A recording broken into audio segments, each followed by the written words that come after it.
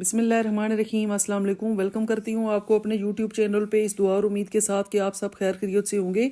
आज मैं आपके साथ शेयर करने वाली हूँ एक छोटी सी रेसिपी, बट ये बहुत काम होने वाली है आपके। आज मैं आपको बताऊंगी कि किस तरह से आप लेमन स्टोर कर सकते हैं, वो भी बगैर केमिकल के। वीडियो को आपने पूरा देखना है। रेसिपी पसंद आए तो वीडियो को लाइक एंड शेयर और चैनल को सब्सक्राइब करना मत भूलिएगा। तो चलते हैं रेसिपी की तरफ। बिस्मिल्लाहिर्रहमानिर्रहीम। सबसे पहले हमने 1 किलो लेमन लिए हैं। ये वैसे मैंने लिए बहुत ज़्यादा है, 10 किलो मैंने लेमन लिए, लेकिन आपके साथ ये वीडियो छोटी सी बना रही हूँ।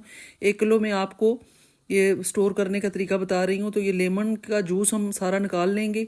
अगर आपके पास वो मशीन है तो ठीक है, नहीं है तो इस तरह आप हाथों की मदद से भी निकाल सकते हैं। आपने एक छौनी रख लेनी है और इस तरह बीज ऊपर रह जाएंगी और सारा जूस नीचे चला जाएगा। तो इस तरह से आपने सारा जूस निकाल लेना है। ये आप देख सकते हैं सारा जूस निकल चुका है। तो इस तरह से हम दोबारा से इसको छोड़ लेंगे ताकि कोई भी बीच में गुठली वगैरह ना रहे।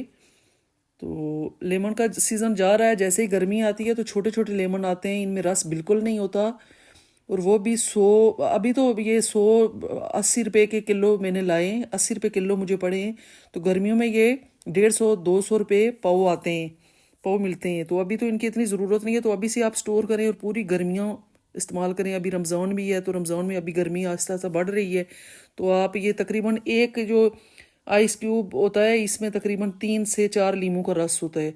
तो 1-2 आप यूज़ करें तो आपके लिए इनफ होगा।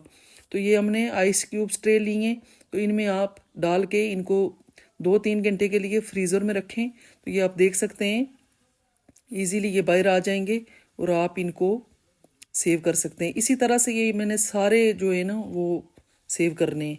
तो ये इंशाल्लाह गर्मियाँ पूरी आपकी आसानी से निकल जाएंगी। तो इसी दौरान अगर आप मेरे चैनल पे न्यू हैं तो प्लीज़ मेरे चैनल को सब्सक्राइब करें, वीडियो को लाइक एंड शेयर कर दिया करें और बेल आइकन को ज़रूर प्रेस कर दिया करें ताकि हर नई होने वाली वीडियो का नोटिफिकेशन आपको मिल सके।